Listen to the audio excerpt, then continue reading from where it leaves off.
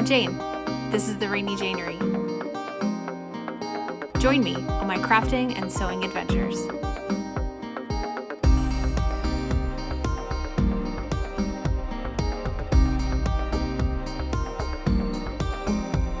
Hi, Editing Jane here. I just wanted to pop on really quick before the rest of the video to say a huge thank you to my friend Lindsay from Smash Sound Art. She composed the new opening music you just heard, as well as a couple of other pieces that you'll hear throughout this series. If you're interested in her work or are looking for a custom sound or music piece, check out her links in the description below.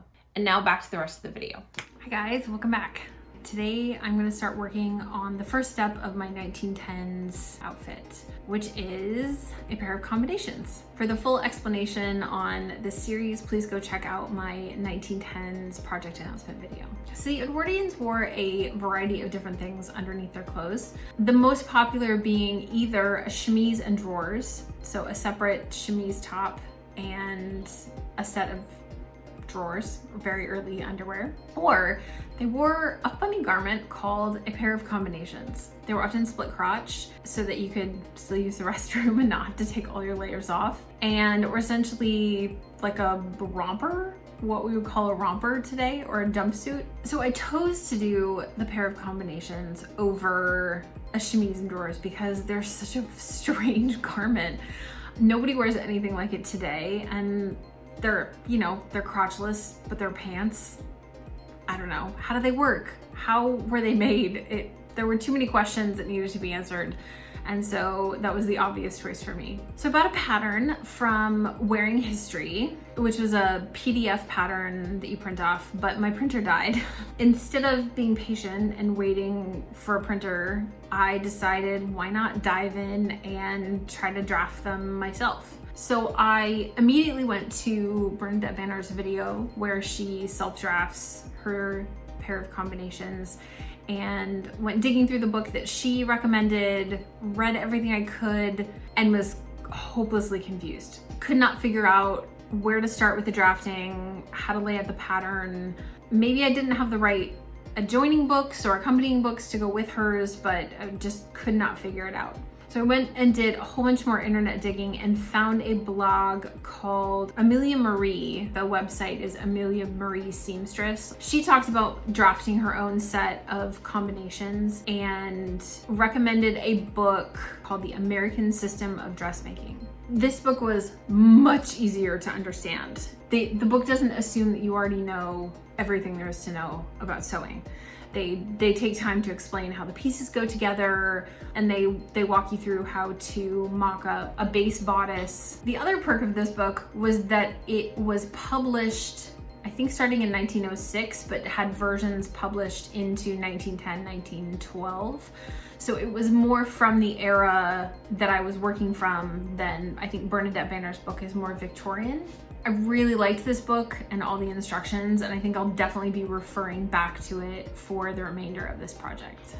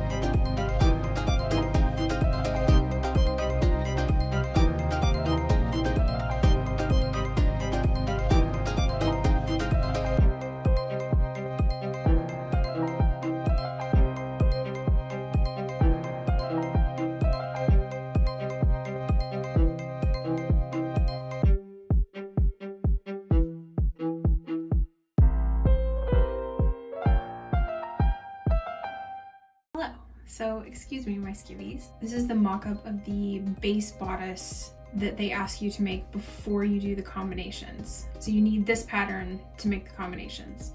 So I'm really glad that I fitted this before I actually went into making the combinations pattern. I wasn't going to, but really glad I did. Here's a few reasons why. It obviously does not close in the front. It's strange because it touches at the top, but not at the bottom.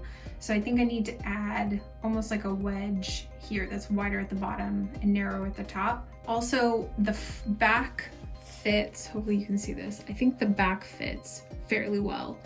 But the front panel was, as you can see on this side, was way too long. The bust darts are way down here. There's way too much fabric in this. So I think I'm gonna take it up just all the way straight across. Just take out 2 full big inches up here, and that will bring this whole front section up. I have a history of being very short in this area anyway, so I'm kind of not surprised that that's the case. A few other things, this piece of this pattern just sticks down weirdly. I'm just gonna square that off. Also, the center back is cut strangely so that it comes up in like a point and doesn't actually come like in a nice straight line. So I'm just gonna even that off.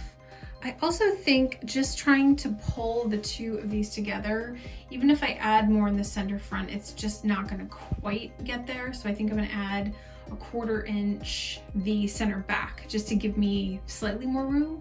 I think that's all for now. I'm gonna head into pattern adjustments and then start on mock-up number 2.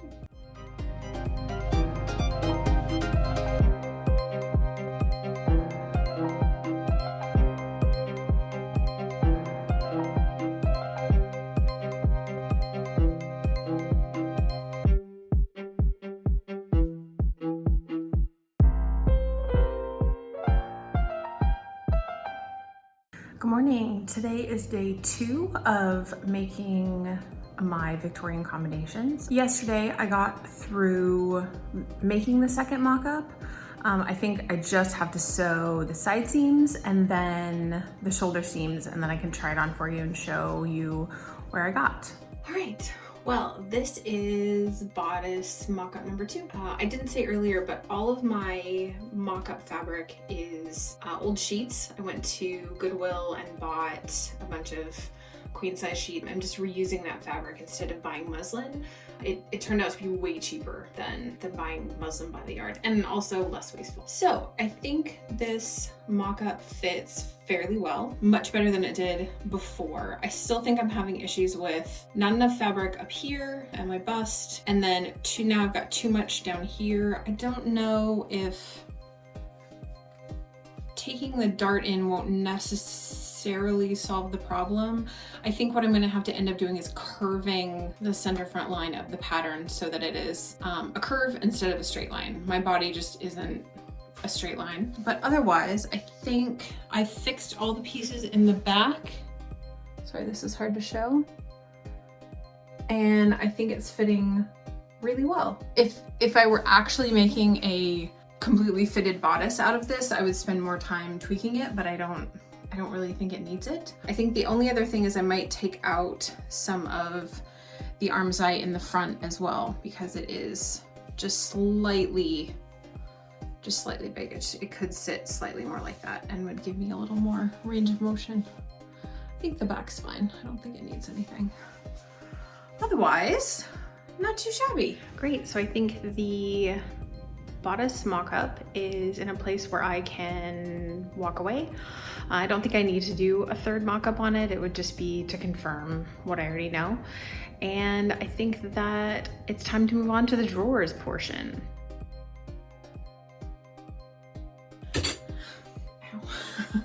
Here we are with mock-up of my combinations.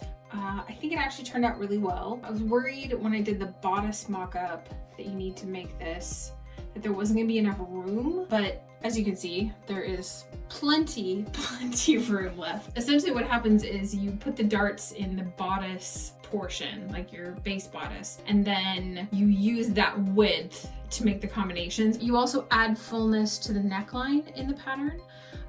So I'll have some beading lace here and have this gathered up in the front with a bow. And then I think the only major change that I really want to make, and unfortunately you can't see it, is that the legs on the bottom are straight across. What I really would like is if, similar to Bernadette banners, that they go up on the outside seam.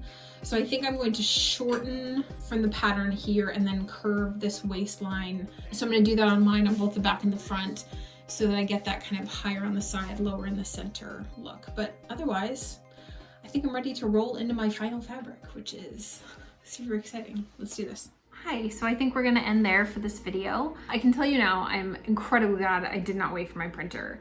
I learned so much from drafting that base bodice. I have so much more footage than is gonna make it into one video. So part 2, I think, of this will be cutting out of the actual fabric, sewing on all the lace, and actually finishing the garment.